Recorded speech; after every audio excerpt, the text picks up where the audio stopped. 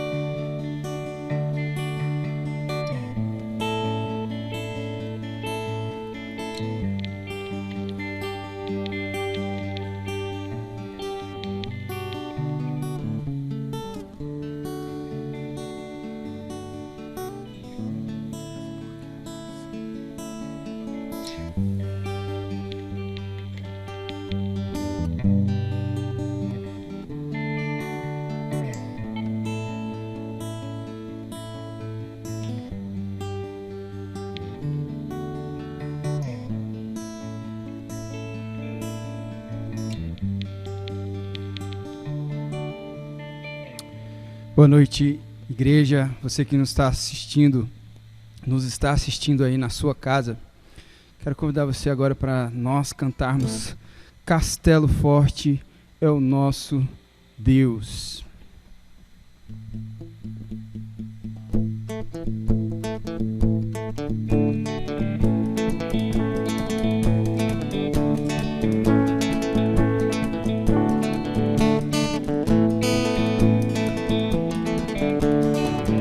Castelo forte é o nosso Deus,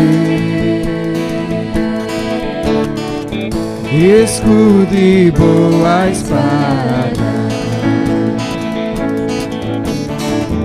com seu poder defende o seu, a sua igreja amada,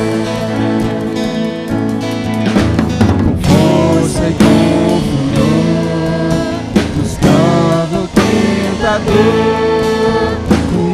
artimanhas traz e astúcias infernais, iguais não há na terra.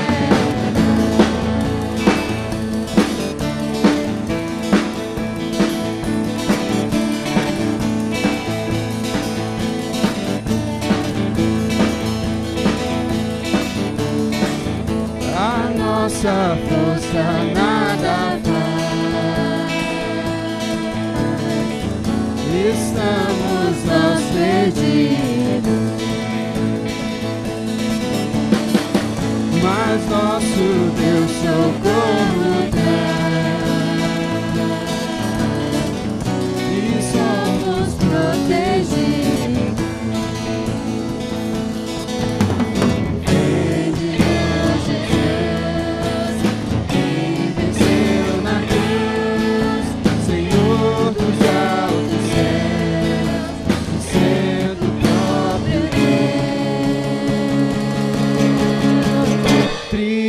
triunfa na batalha.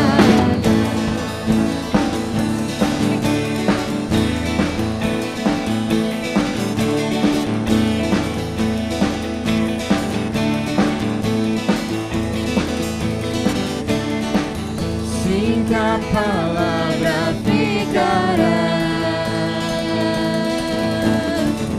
Sabemos com certeza, pois ela nos ajudará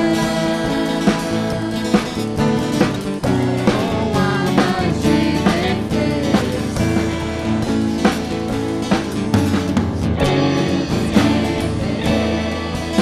Famílias, bens, poder, embora a vida vá, por nós Jesus está e nos dará seu reino.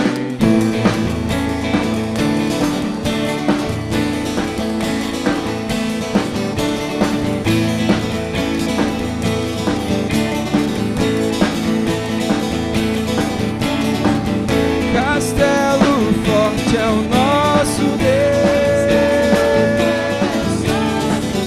Castelo forte é o nosso Deus. Castelo forte é o nosso Deus. Castelo forte é o nosso Deus.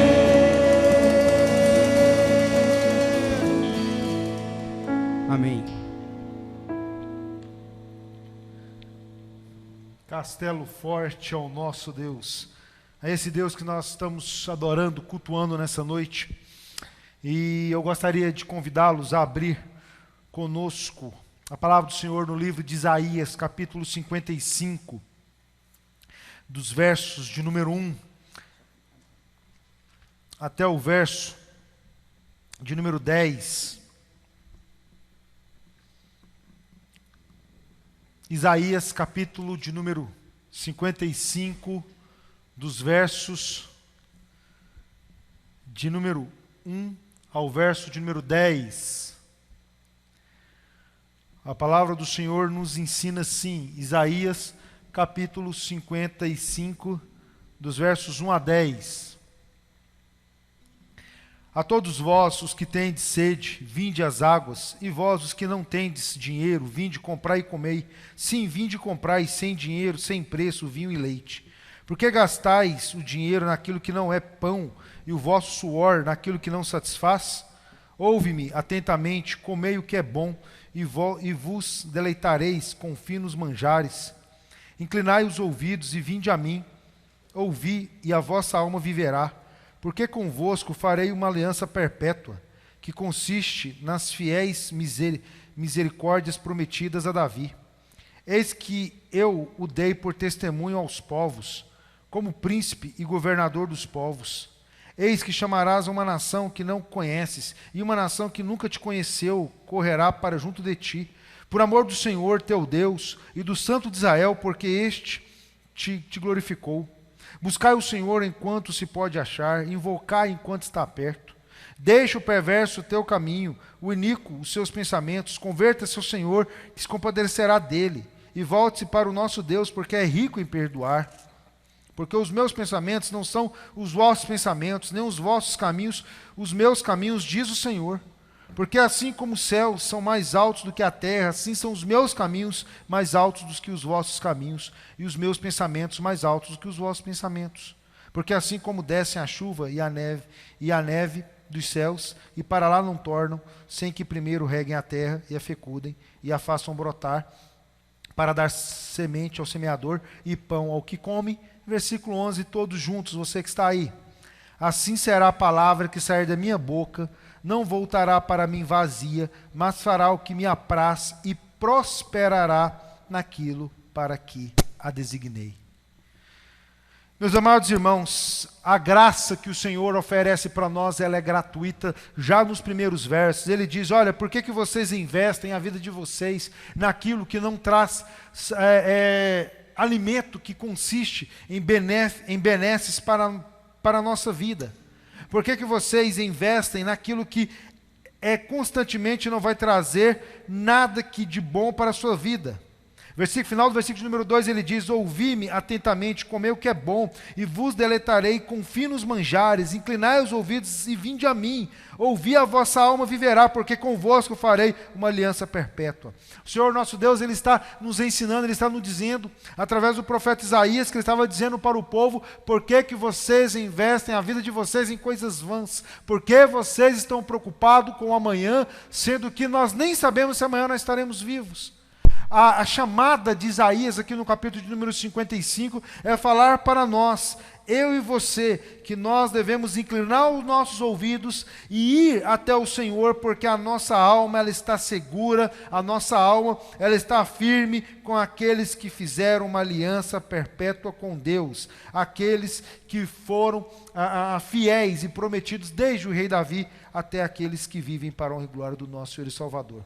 Ele diz que deu testemunho aos povos, como príncipe, como governador de todos. E nenhuma nação reconheceu senão o amor do nosso Senhor, do nosso Salvador, para com o povo com o qual Ele cuidou e Ele glorificou sempre que estavam buscando, adorando e servindo ao Deus ressurreto. E então vem uma fala importantíssima: buscai o Senhor enquanto se pode achar, invocar enquanto há tempo. Deixe o seu caminho perverso. Deixe os maus pensamentos e converta ao Senhor, que Ele é rico em perdoar. Meus irmãos, nesse tempo de pandemia, nesse momento de luta, de angústia, de preocupações, Deus nos chama para irmos até Ele, de buscarmos a Ele, de nos convertermos a Ele, de exaltarmos, glorificarmos ao santo, poderoso Deus. Porque a Isaías vai dizer que quando nós achamos que podemos pensar igual a Deus, diz que Ele está muito além de nós, porque os pensamentos do nosso Senhor não são os nossos, nem os caminhos de Deus são os nossos. Porque quando nós acharmos que estamos diante dEle, ou estamos caminhando igual a Ele, a palavra de Deus nos diz que Ele está muito além de nós.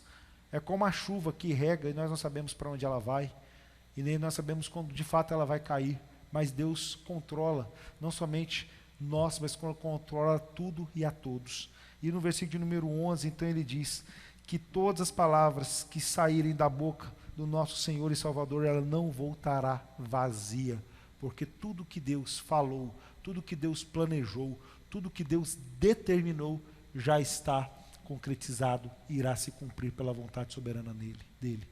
E nesse momento eu gostaria de pedir a você que está aí nos ouvindo, neste momento eu gostaria que você se ajoelhasse diante do Senhor e falasse: Senhor, me ensina a buscar o Senhor enquanto é tempo, me ensina a exaltar no teu santo e bendito nome. Se você pode se ajoelhar diante do Senhor, nós começamos isso domingo passado, na nossa Páscoa, e nós precisamos nos dobrar diante do Senhor, diante do Altíssimo, daquele que é Salvador, daquele que se importou e se importa com todos nós, porque nós devemos buscar o Senhor enquanto é tempo, enquanto existe vida, enquanto existe esperança para cada um de nós. Então, se ajoelhe nesse momento, se você puder, diante do nosso Senhor e Salvador, e vamos estar orando silenciosamente neste momento.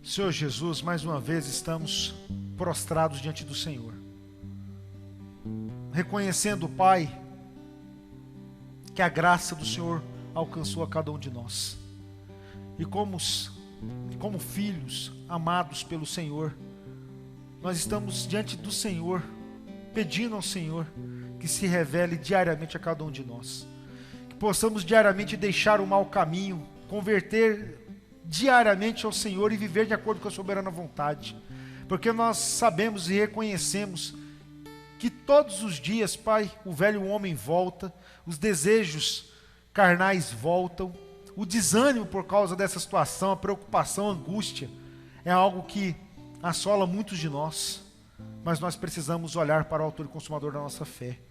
Nós precisamos, Pai, entender que os seus caminhos, as suas direções, a autoridade do Senhor vai muito além do que pensamos ou imaginamos.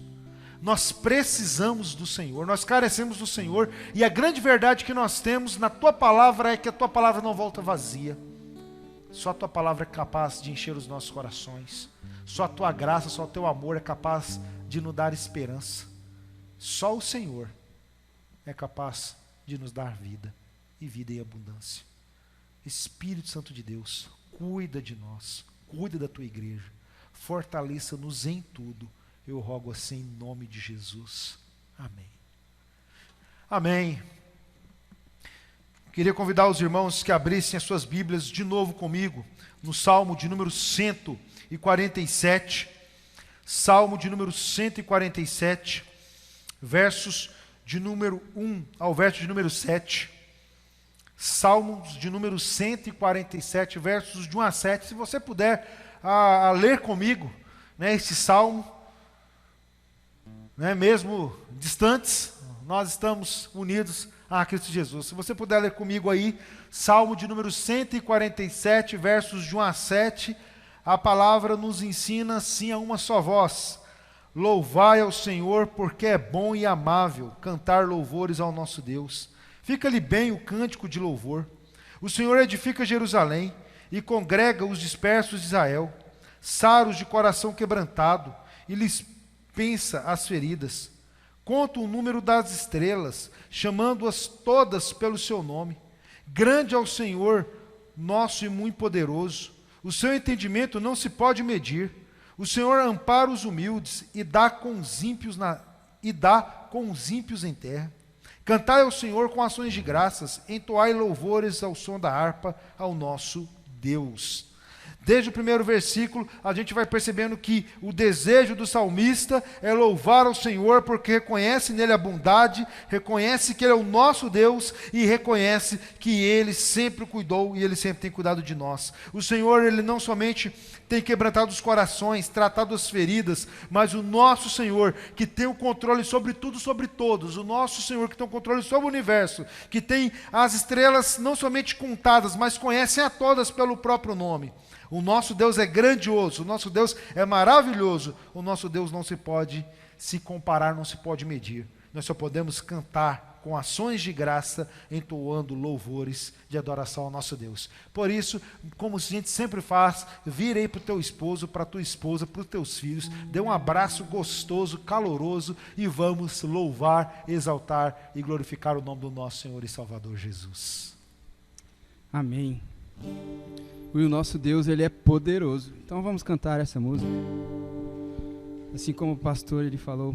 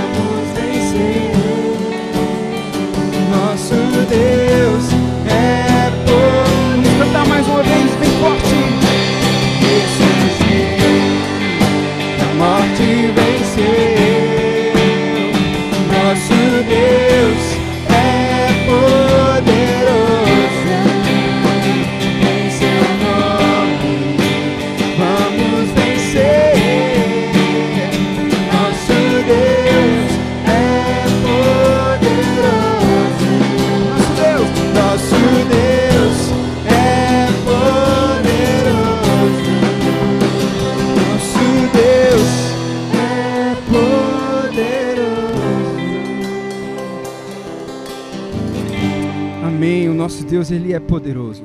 E nós temos a certeza que Ele é poderoso para lidar com todas as situações que nós atualmente estamos passando. E com fé nesse Deus poderoso, nós podemos cantar que Deus está perto de nós. E eu te pergunto, meu irmão, Deus está perto de você aí?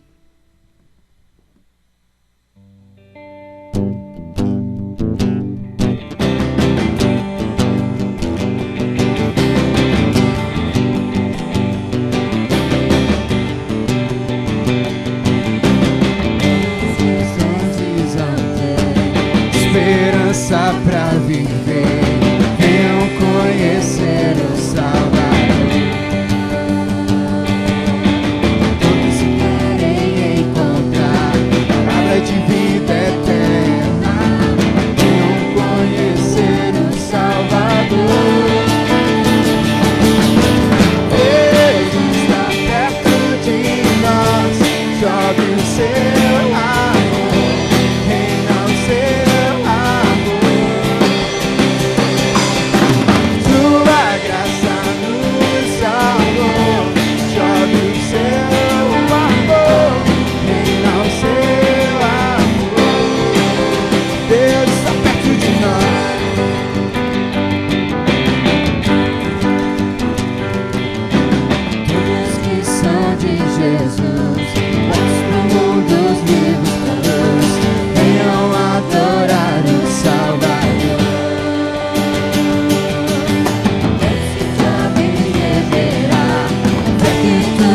Vencerá, venham adorar o Salvador. Deus está perto de nós, sobe o seu amor, reina o seu amor. Sua graça nos salvou, sobe o seu amor, reina o seu amor.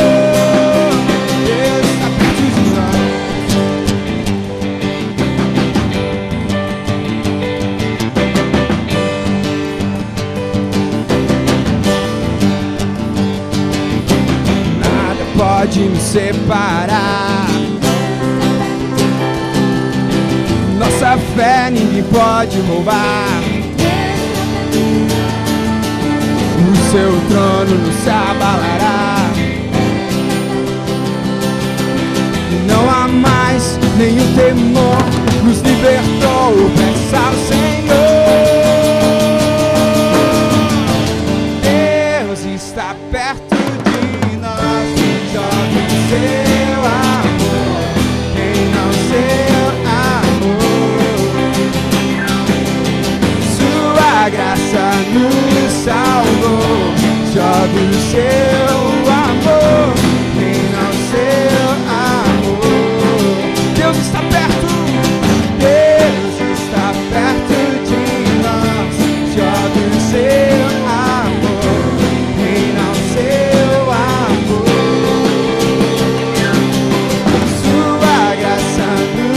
Salvou, sobe o seu amor, reina o seu amor. Deus está perto de nós.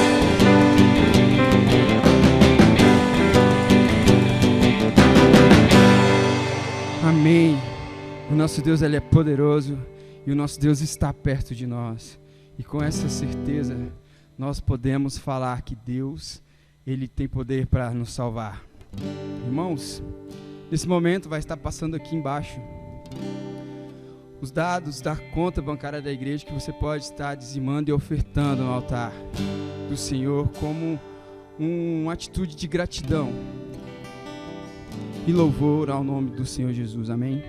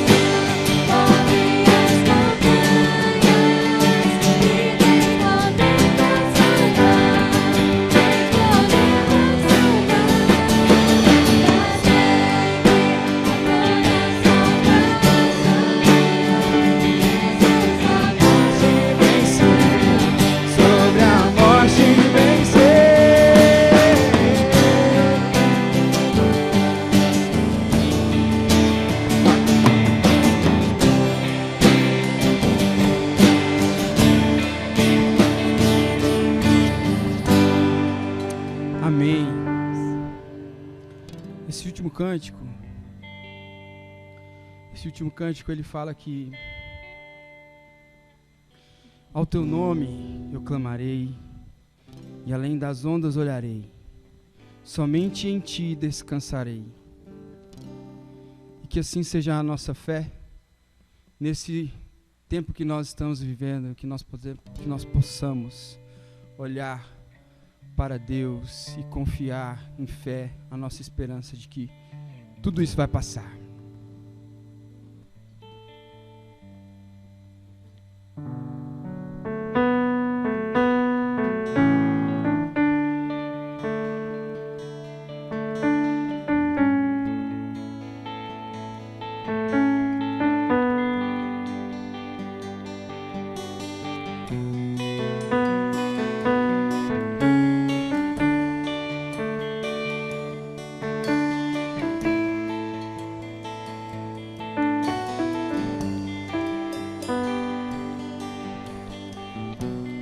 Nós deixamos sobre as águas de os meus pés podem parar.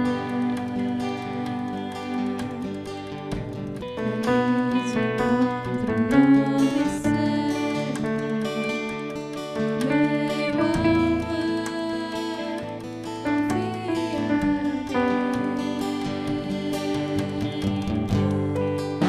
Teu nome clamarei e além das ondas olharei. Se o mar crescer, somente em ti descansarei, pois eu sou teu.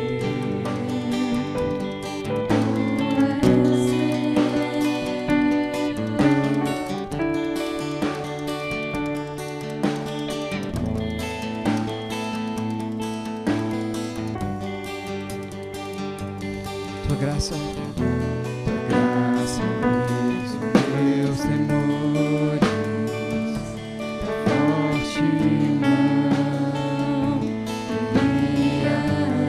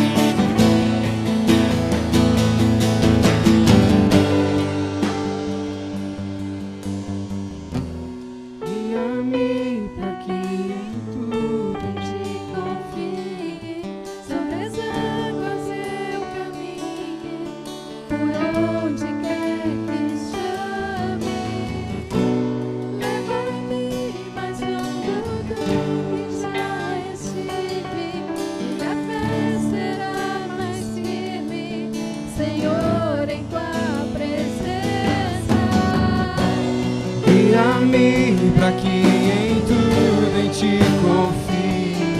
Sobre as águas eu caminhe, por onde quer que chames. Leva-me mais fundo do que já estive. Minha fé será mais firme, Senhor, em tua presença. Guia-me para que em tudo em ti confie. Sobre as águas eu caminhe, por onde quer que caminhe. Leva-me mais fundo do que já estive. Minha fé será mais firme, Senhor, em tua presença.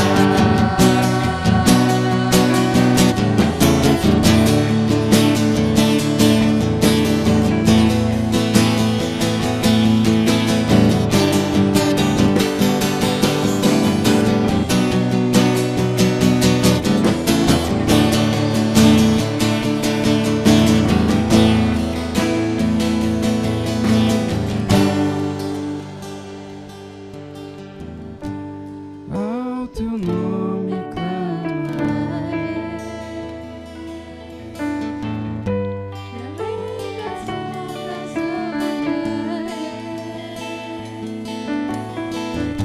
somente em ti descansarei. pois eu sou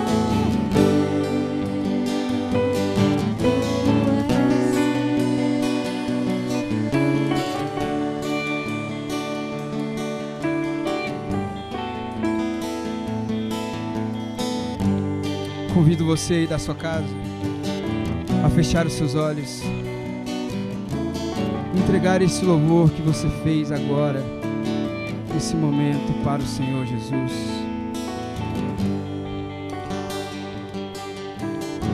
Lembrar da semana que você teve e agradecê-lo, porque Ele tem sido fiel todos os dias para conosco.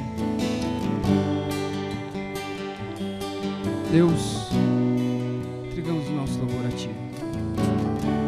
Continuamos na Tua presença desde o início desse culto. Que o Senhor venha falar conosco através da palavra. Te agradecemos porque o Senhor é bom e nos dá a oportunidade de estarmos louvando, adorando e cultuando o Teu nome neste momento. Somos gratos. Amém.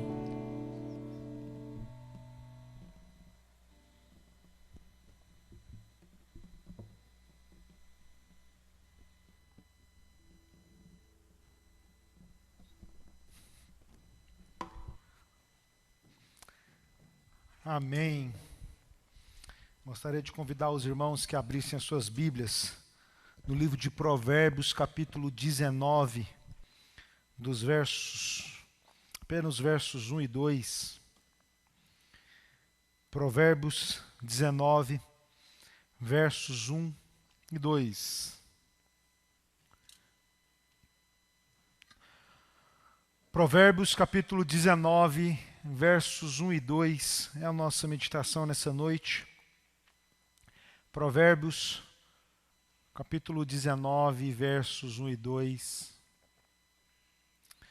A palavra do Senhor nos ensina assim: melhor é o pobre que anda na sua integridade do que o perverso de lábios e tolo. Não é bom proceder sem refletir, e peca quem é precipitado. Meus irmãos, diante dessas últimas semanas que nós temos vivido, né? Todo dia a gente tem um fato novo, né? Ou informações novas com relação ao número de infectados, número de mortos, possibilidades de cura, vacinas sendo testadas, né? Mas tem algumas pessoas que me procuram, né, e falam assim: pastor, eu estou precisando tomar uma decisão com relação ao que eu vou pagar, porque já me falaram que o meu salário foi cortado pela metade, outros, né, estão me esperando a ajuda do governo, né, e alguns sinceramente me procuraram e falaram assim: pastor, como é que eu vou fazer, pastor, para para ter as minhas contas em dias, eu tenho um nome a zelar. Né? Essas bênçãos, né, que nos procuram, né, muitas vezes tem o mesmo questionamento que o meu: como é que eu vou fazer para pagar minhas contas, né? Sendo que todos nós, né, estamos muito preocupados, né, com relação quando é que nós vamos voltar à normalidade, quando é que, né, nós vamos voltar às atividades normais. A gente olha para o texto que lemos, Provérbios 19, e é interessante que ele diz: melhor é o pobre que anda na sua integridade. E é interessante que integridade pessoal, ela é algo muito significativo para quem considera a sua vida, a sua reputação, algo muito importante. Porque o homem que anda retamente, mesmo sendo pobre, vamos dizer assim, financeiramente falando, ele tem muito mais sucesso diante de Deus, né, diante de Deus e dos homens bons, do que um perverso, né, que diz que esse perverso, além de ele não ter a sabedoria de Deus, ele vive numa tolice absurda. Porque o que é o tolo? O tolo é aquele que não tem sentido nas suas palavras, é uma pessoa que tem um raciocínio muito raso, é uma pessoa que não fala coisas que têm sentido, as suas ideias não têm fundamento. O tolo é aquele que ele procura fundamentos para definir uma tese, uma ação, uma atitude, mas ele não encontra fundamentos em absolutamente nada. Enfim, o que a gente percebe logo no versículo de número 1 é uma elipse. O que seria essa elipse? Né? Um nome estranho, né? Elipse é quando palavras são removidas intencionalmente, né? Para provavelmente encurtar uma sentença, né? Mas ao mesmo tempo essa elipse ou essa antítese incompleta que nós temos aqui, ela mostra para nós, ou ela deixa para nós, que mesmo não sendo uma sentença longa, mas uma sentença bem curta, ela traz para nós algo muito claro, algo contundente. A gente não precisa, né, de argumentos para entender o que está sendo descrito aqui. Tudo bem que quando fala-se da palavra pobreza, não está explicando que tipo de pobreza que é. Está falando se é pobreza financeira, não está falando se é pobreza de relacionamentos, não está falando se alguma outra, né, dificuldade que a pessoa esteja enfrentando. Um dia foi rico, foi pobre, não está falando. Está falando que é melhor o pobre, né, que anda na sua integridade. Né? Não está falando aqui nem se a pessoa ela é rica ou ela é rica de espiritualidade ou se ela não é. Não está especificando qual a pobreza. Mas é muito claro, é muito fácil a gente entender que é melhor uma pessoa de caráter que anda na sua integridade, anda na sua boa ação, anda nas suas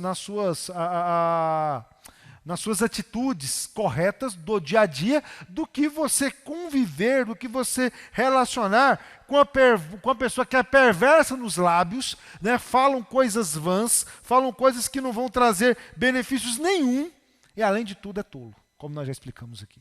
O versículo de número 1 é a nossa já introdução, mostra para nós que essas pessoas perversas, com os lábios perversos, com atitudes, pensamento tolo, são aquelas pessoas que não tiveram a maturidade em buscar reflexão, o bom proceder, e agem de uma forma precipitada. Ou poderíamos usar em outras palavras, o famoso imaturo, né?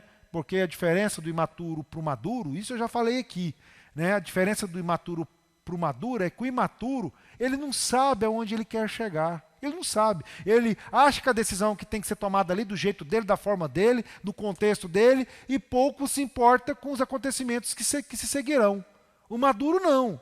O maduro, ele pensa, ele reflete, ele raciocina bem, porque ele sabe onde ele quer chegar. Um exemplo fácil, um exemplo simples. Né? Meus filhos, quando eles eram bem menores, né, aquela faixa aí de 4, 5 anos, quando eles não tinham, né, essa sensibilidade para refletir, para pensar, quando eles eram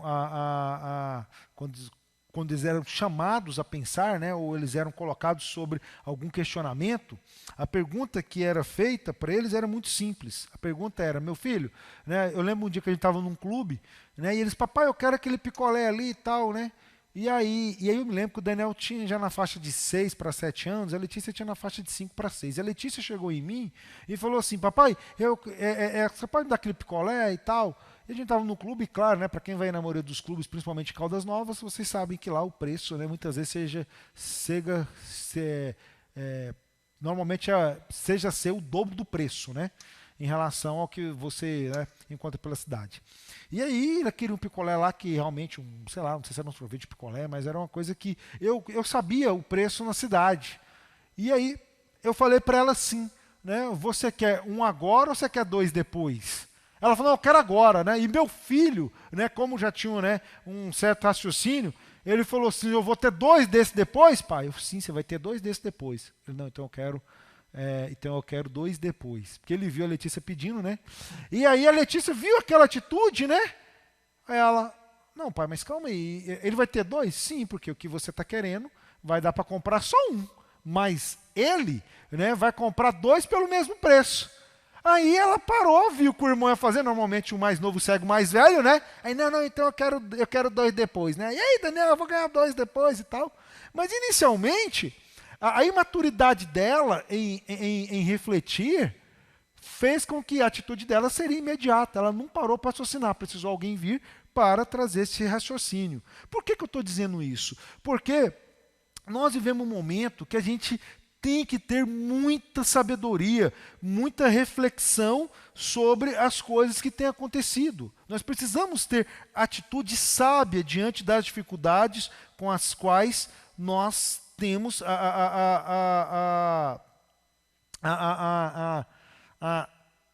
diante das decisões que precisamos tomar. Sejam elas no âmbito financeiro, seja ela no âmbito relacional, seja ela no âmbito pessoal, né? Todos nós estamos vivendo um momento que nós nunca vivemos, né? Ficarmos de quarentena, que negócio é esse? Ficar preso dentro de casa, ficar sem trabalhar, ficar sem, né, lutar para ganhar o pão de cada dia, né?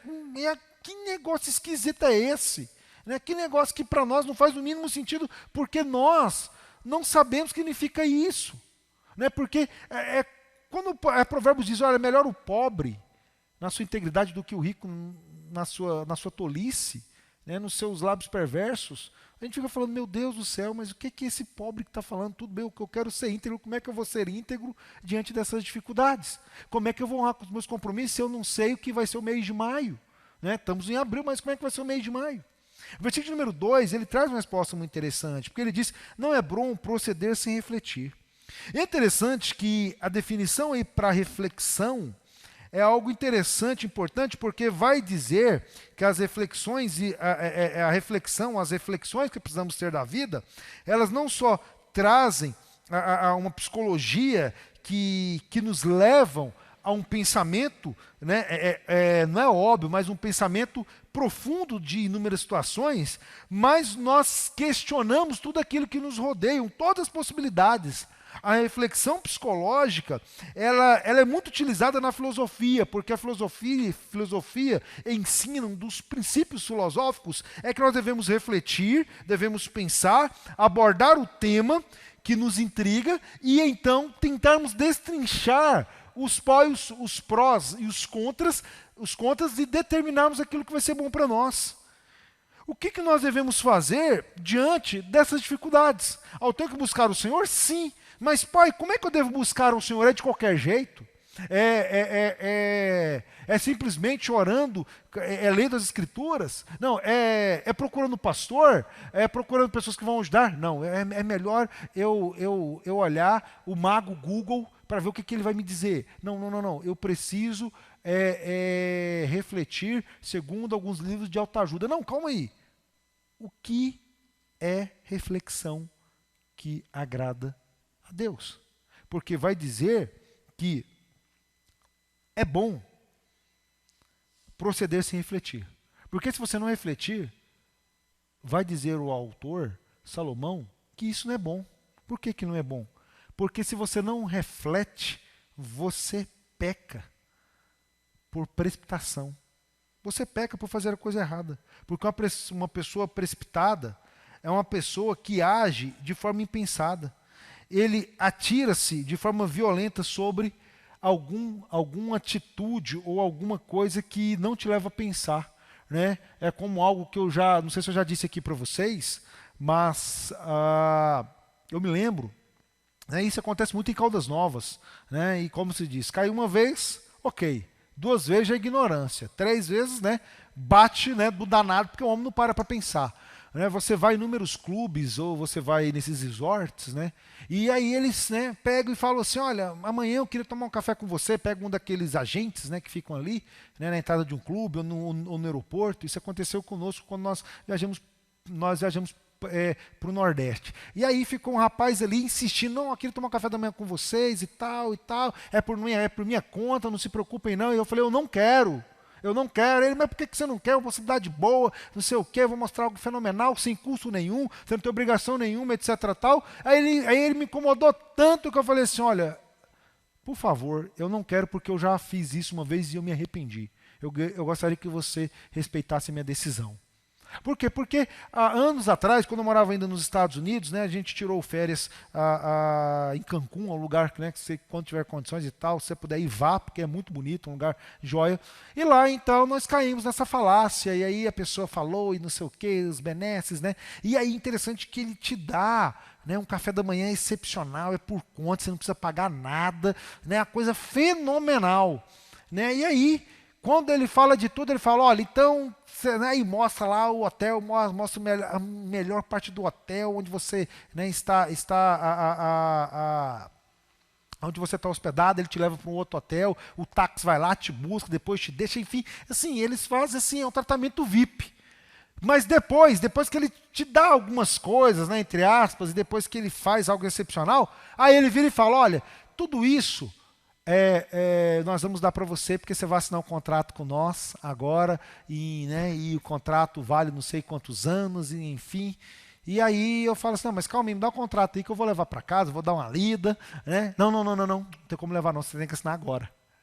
Mas como agora? Não, mas sim, aí fala, mas como é que as contas, você faz a conta lá e tal. E aí assim você fica constrangido porque você acha que ele deu coisas para você que você não acha que não merecia e tal, e ao mesmo tempo, né, quando ele te oferece, você aparentemente parece uma coisa muito boa, mas ninguém dá nada de graça. Pense nisso, ninguém dá nada de graça. Graça, quem deu foi só Jesus. Deu a salvação de graça e com graça para nós. Fora Jesus, né, quando a esmola é demais, o santo tem que desconfiar. E eu me lembro que nós acabamos fechando esse contrato, né? E sem pensar, sabe, fomos ali, né, naquela atitude impulsiva, né, sem refletir, né, e depois, né, a gente viu que a gente tinha caído, não num golpe, porque não foi um golpe, porque a gente poderia usufruir de uma certa forma, mas o prejuízo, né, o custo era muito maior do que a gente fazer um pacote e irmos. Por quê? Porque nós não paramos para pensar. Eu quero pensar com vocês aí nos próximos minutos sobre uma definição. O cristão saudável pensa. O cristão saudável medita. O cristão saudável, diante dessas circunstâncias, ele procura ler não nas entrelinhas humanas, mas ele procura ler nas entrelinhas de Deus. Ele tem como referência as Escrituras. Todos os nossos pensamentos, todas as nossas reflexões, elas partem de algum embasamento. E qual que é o seu embasamento? Esse é um questionamento importante. Qual é o seu embasamento? O meu embasamento é as Escrituras. Por que são as Escrituras? Porque nós aprendemos, primeiramente, que quem age precipitadamente não tem nenhum conhecimento. Não devemos agir precipitadamente sem termos conhecimento. Não devemos. Essa é a primeira regra que nós precisamos ter. Se você não conhece sobre determinado assunto, você não tome decisões precipitadas. Né? Exemplo, graças a Deus a gente tinha alguns projetos para esse ano, né? Com adolescentes, né? Com viagens, né? Alguns encontros que teríamos, enfim. E de repente, né? De repente a gente já estava com aquela situação, né? Vamos pagar, vamos fazer e tal. E de repente, né, começou essa questão e tal. Aí a gente, não, você vai fazer, vamos fazer, não sei o quê, para tal mês e tal. E aí me veio o pensamento, não, calma aí. Como é que eu vou tomar uma atitude se os nossos governantes não estão sabendo que atitudes tomarem? Né? Se tem algo que está acontecendo muito aí, é os nossos governantes batendo a cabeça. Né? Para quem aí se lembrar bem, na última quinta-feira, né, o nosso presidente demitiu o ministro da Saúde, já tem outro. Né? Se foi bom ou se não foi, eu não estou aqui para questionar, mas por que num momento tão difícil ele demitiu o ministro da Saúde? Porque, né, segundo informações que temos, né, eles não estavam, né, de acordo com muitas coisas. Né? Os governadores não falam a mesma língua com o presidente também. Né? E a Câmara e o Senado decidem algo contrário àquilo que deveria, né, ser benéfico para a população. Né? A gente vê essa questão aí do fundo eleitoral que que precisaria ser destinado à saúde, porque esse fundo eleitoral é um absurdo, enfim. Né?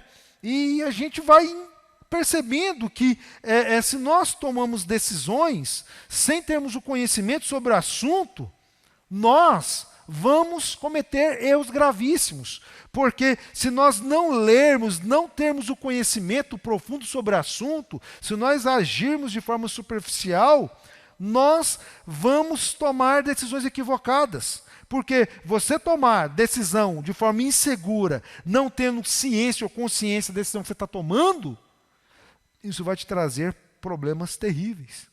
A Bíblia, a palavra de Deus, ela está repleta de textos bíblicos, né, que vão nos dizer, vão nos afirmar que o princípio nosso é refletir. Salmo 1, versículo 2 diz: antes o meu prazer está na lei do Senhor, na sua lei eu medito, na sua lei eu busco reflexão. Para o quê? Para que eu tenha entendimento sobre as circunstâncias da vida. Salmo 119, versículo 148, os meus olhos se antecipam às vigílias da noite, para que eu medite na tua palavra.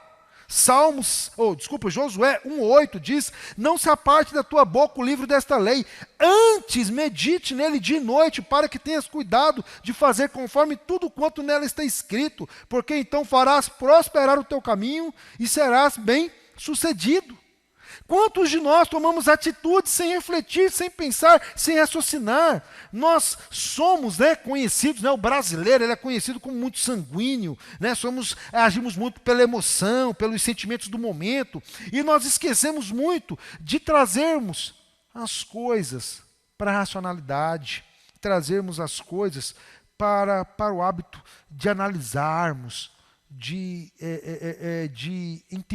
entendimento. Né? Usando aqui uma forma, é como um boi, né? Mesmo que ele pega, né, o mato ali, o capim, né, e ele come, depois ele fica ruminando aquilo. Meus irmãos, nós precisamos ruminar mesmo, pensar, né, quais são os reflexos disso, né, para a minha vida, quais têm sido os reflexos desse momento para a nossa sociedade, né, para os meus vizinhos, para os meus pais, para os meus irmãos. Como é que você está refletindo? Calma aí. O que os psicólogos estão falando? O que os economistas estão falando? O que os médicos estão falando? O que a ciência está falando? Né? Nós precisamos, né, estarmos de todas as formas buscando entender quais são os princípios que vão nos levar a ter entendimento muito claro desse momento difícil que estamos vivendo. O grande problema nosso é que nós agimos muito de forma impulsiva. Nós temos a imaturidade de não buscarmos uma reflexão e a gente acaba precipitando nos nossos erros. Quantos casamentos estão quebrados porque a intenção dele ou dela não estava voltando em amar, em respeitar ele e ela. Casaram por motivações equivocadas. Casaram por princípios equivocados. Quantos trabalhos, né, você decidiu largar porque você achou que a promessa daquele seria melhor. Você entendeu que aquela nova aventura lhe faria bem, sem analisar o contexto, sem analisar os princípios, sem analisar todas as possibilidades. É interessante porque se tem algo que você escuta demais, né, de imigrantes que voltam para o Brasil, né, principalmente aqueles que trabalham, né, lutam por anos ali nos Estados Unidos, e eles decidem voltar, é que eles falam, não, chega lá, eu vou abrir um comércio para mim, eu vou fazer isso aqui, vou fazer aquilo outro e tal, e aí eles esquecem de alguns princípios fundamentais. Primeiro é que muitos voltam depois de 5, 10 anos fora do Brasil. E não adianta, o Brasil de 2020 não é o mesmo Brasil de 2010 e muito menos é o Brasil do ano 2000. No ano 2000, quem era o presidente do Brasil era Fernando Henrique Cardoso, em 2000. Em 2010, quem era o presidente do Brasil era já era Dilma Rousseff. Era Dilma Rousseff? 2002, 2006, não. Luiz Inácio estava saindo para entrar a Dilma Rousseff. Nós estamos em 2020, nós estamos sendo governados por outro presidente, já começa pela governança. A governança nossa já é diferente em 20 anos, né? Com uma proposta diferente, com uma liderança, né, totalmente diferente, com princípios, né, com ideologias totalmente distintas. Já começa por aí. Aí você chega na sua cidade, você chega ali, né, no seu reduto, aí você percebe que os seus amigos, muitos já não moram ali, ou se moram, né, tem um outro contexto de vida, já tem uma outra formação, outro formato. Aí você abre mais um pouco o leque, aí você percebe que a sua cidade já tem outra forma de agir, já tem outra forma de pensar, já tem outra forma de analisar o contexto. Não é basta você olhar para a nossa cidade de Anápolis. Né? A cidade de Anápolis, há 20, 30 anos atrás, ela tinha um formato. Né, para quem nasceu em Anápolis, né, como eu nasci e cresci em Anápolis, né, há 30 anos atrás, não muito tempo atrás, estou falando 30, talvez até um pouco menos, né, no domingo, você não tinha muita opção de restaurante. Né? No domingo, eu me lembro que no final de semana a gente ia comprar pão de manhã, né, e comprar frango, alguma coisa até na hora do almoço, porque depois de 1h não tinha mais nada aberto. O mercado era no sábado até o fim de tarde, depois não tinha mais nada aberto. Hoje, né? O que você mais encontra à noite em Anápolis, claro, né? Se tudo voltar ao normal, né? É restaurantes abertos, mercados, né, que funcionam no domingo até 1h, enfim. O formato é outro, porque a cidade mudou. E aí a pessoa está não sei quantos anos fora do país, fora do contexto dele, aí ele volta, e aí ele decide abrir um negócio sem analisar, sem pensar, sem refletir, sem estudar, sem se preparar para o mercado de trabalho com o qual ele está inserido. E aí, como ele não busca conhecimento, ele não busca uma formação, o que nós mais escutamos são de pessoas que retornaram para o Brasil, e aqui eles deram com os burros na água, podemos dizer assim. Eles não conseguiram se manter, porque o ideal para o real são coisas bem distintas, mas muito distintas. Para quem é sábio, ele tem intimidade no seu dia a dia, no refletir. Quando a pessoa ele vem pedindo para ser membro da nossa igreja, eu tenho aprendido que essa pessoa ela tem que, antes de ser membro da nossa igreja, ela tem que conhecer a nossa igreja.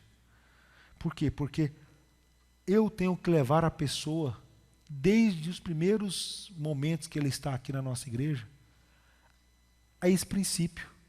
Conheça a nossa igreja, conheça a nossa liderança, conheça as nossas doutrinas, conheça como nós lidamos, como nós agimos, porque o formato da Igreja Presbiteriana do Jundiaí não é o formato da Central, que não é o formato da Pioneira, que não é o formato da Dorval Dermont, que não é uma Assembleia de Deus, que não é uma church. Não estou dizendo aqui que o Jundiaí é melhor ou pior que as igrejas, que essas igrejas. O que eu estou dizendo é que nós, né, citando aqui essas igrejas presbiterianas que eu acabei de citar aqui, são igrejas confessionais como a nossa. Nós acreditamos na mesma confessionalidade. Mas o que eu estou dizendo para vocês aqui é que o formato, a forma de culto, a forma de lidar, né, na nossa liturgia, né, nos nossos trabalhos durante a semana, né, ela pode se distinguir um pouco das outras, não tem nenhum problema. Agora, a pessoa ela tem que vir para cá e ela tem que entender como funciona o processo.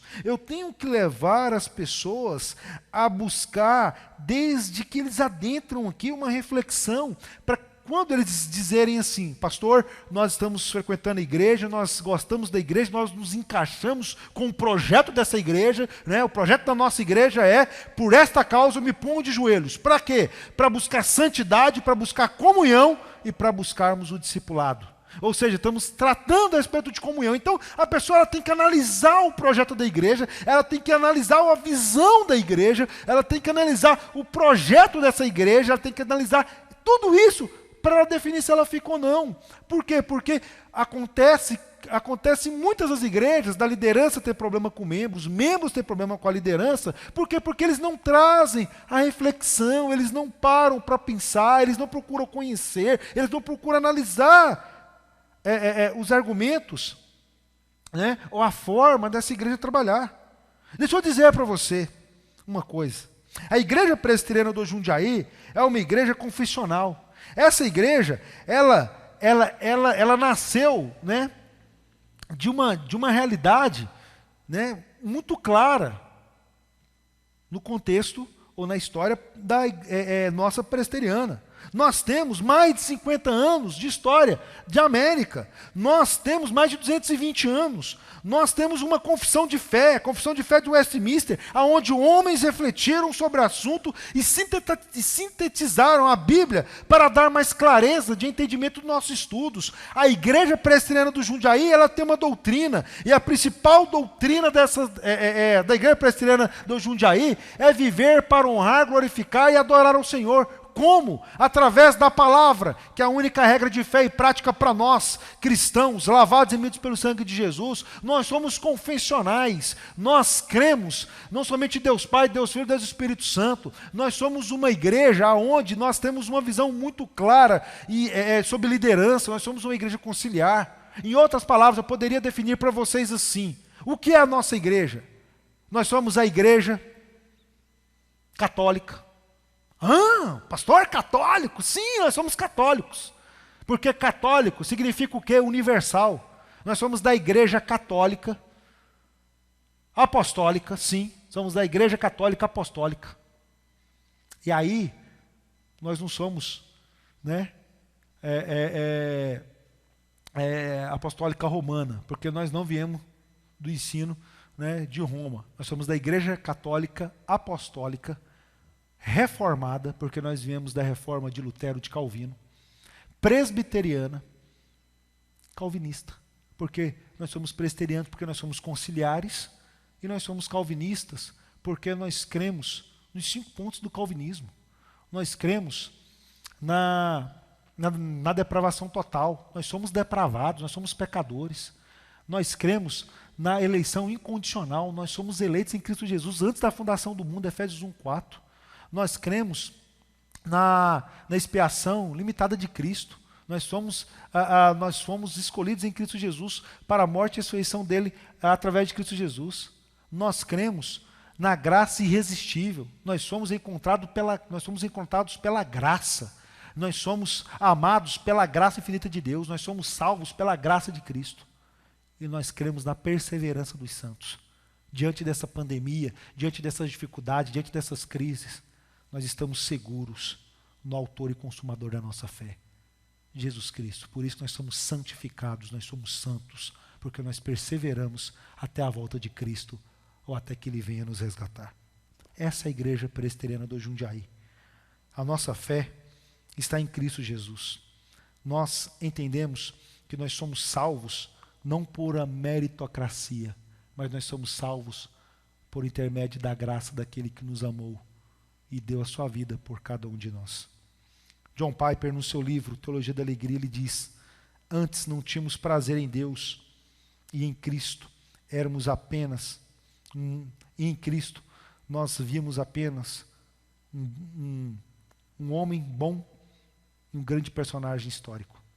Mas agora que somos salvos, a nossa discussão não é sobre salvação, mas é sobre os tesouros e vida satisfatória que teremos no novo céu e na nova terra.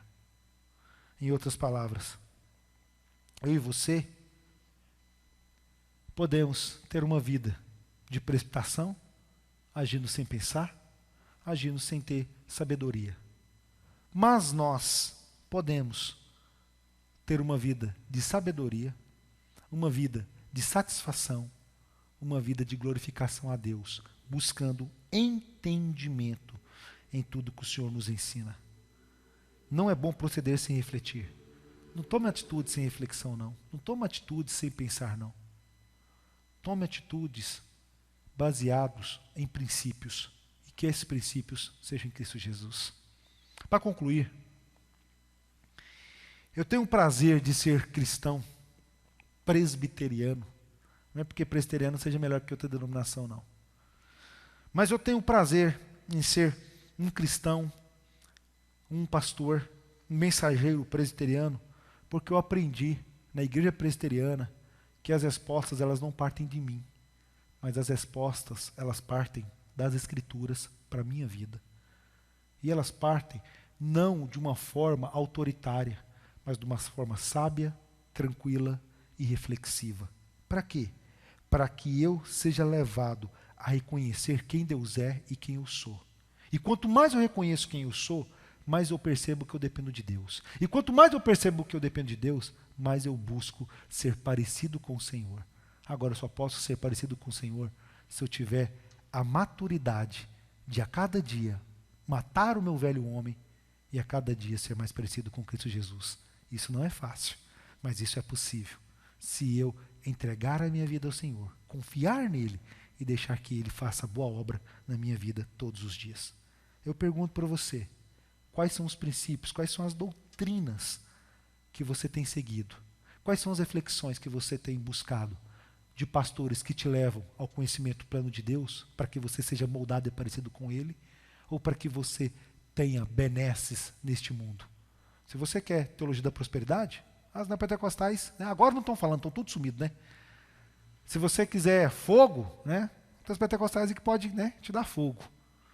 Mas se você quiser graça, verdade, procure em quem vai te dar alimento sólido, alimento da palavra de Deus. Não estou aqui querendo tacar pedra nem pentecostal, nem pentecostal, seja lá o que for.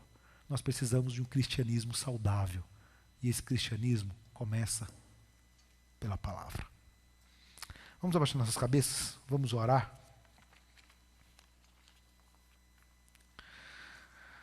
Enquanto nós estamos refletindo em tudo que nós falamos, pensamos, queria chamar a equipe de louvor aqui à frente.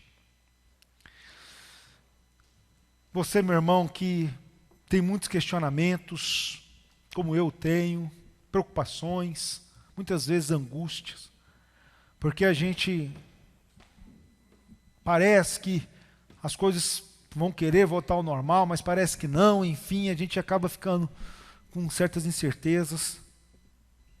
E aí o Senhor nos convida para uma reflexão.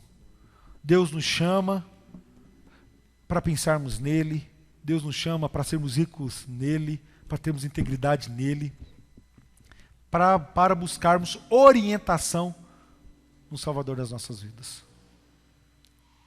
O Senhor, Pai, que conhece o nosso coração, que conhece a nossa alma, que conhece a nossa vida, Pai.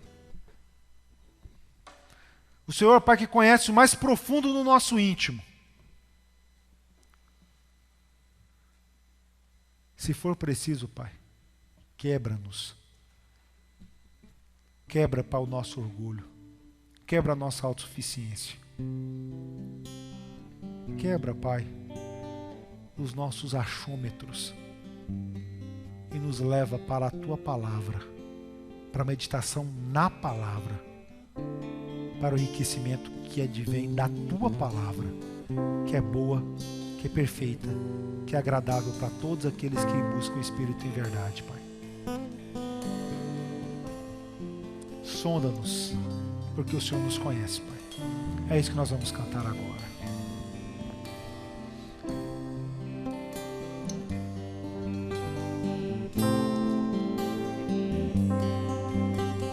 Encerrando o culto dessa noite, adore ao Senhor com este cântico de louvor e adoração ao nosso Deus. Sonda-me, Senhor, e me conhece, quebranta o meu coração, transforma-me conforme a tua palavra e enche-me até que em mim se ache só a ti.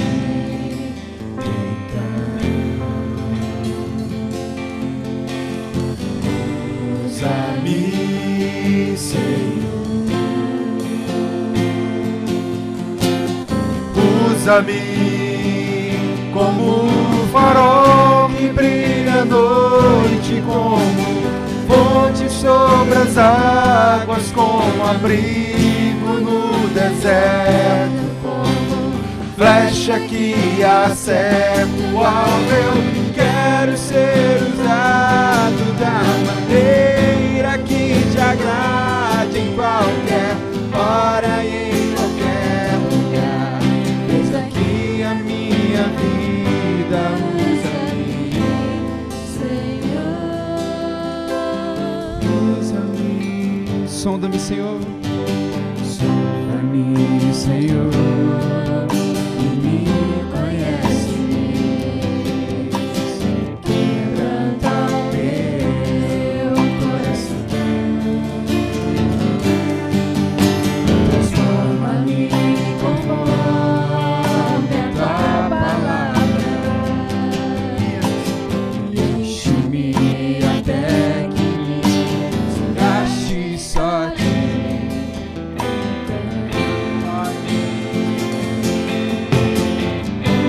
Usa-me, Senhor,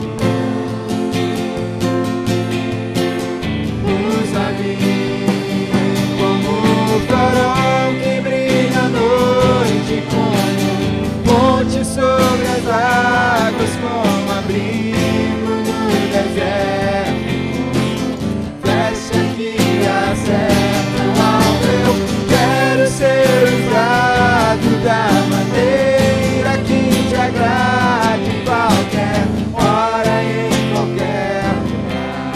Eis aqui a minha vida, usa-me, Senhor.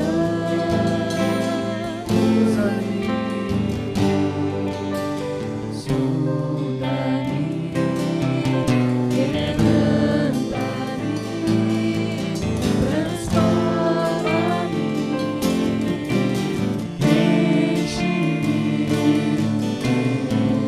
sonda-me,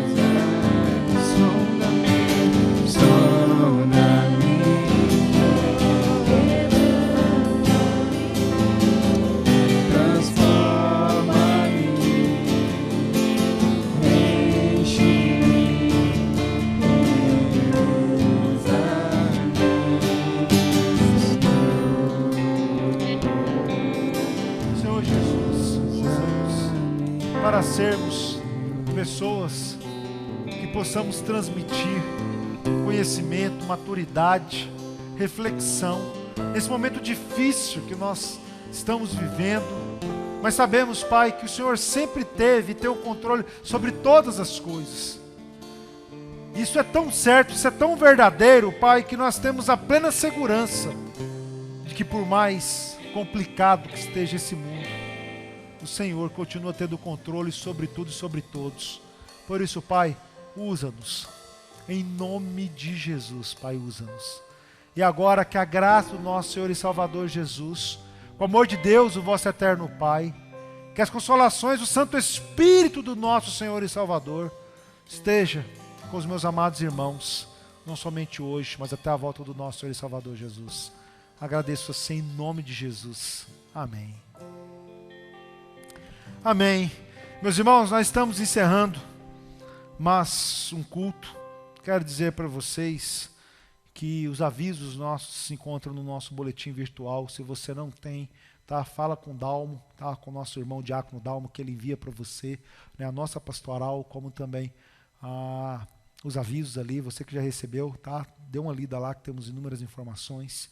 E estamos aí, né, ansiosos para voltarmos ao nosso culto presencial. Infelizmente, Ainda não podemos, mas estamos no aguardo, né? Quem sabe, né? Quero dizer para vocês que temos orado, quero dizer para vocês que temos colocado vocês diante do Senhor, né? Não somente eu, mas o pastor Tiago, os presbíteros têm ligado para vocês, para saber como é que vocês estão, né? Se não ligou, saiba que vai ligar. Se não ligou, você pode ligar aqui e falar: pastor, não ligaram para mim. Fica tranquilo que a gente vai ligar para vocês, tá bom? A gente não pode, infelizmente, estar próximos, mas temos orado e intercedido por cada um de vocês. Tá? Um abraço a todos, um beijo no coração de vocês, tá joia? Uma ótima semana, que Deus